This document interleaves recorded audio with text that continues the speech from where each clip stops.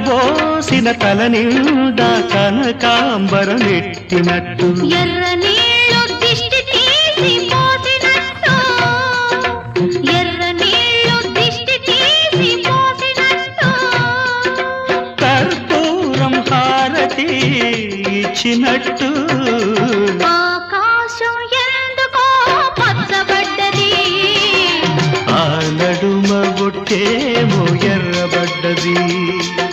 వీచే గాలుల తాకిడి సాగే గువ్వల అలజడి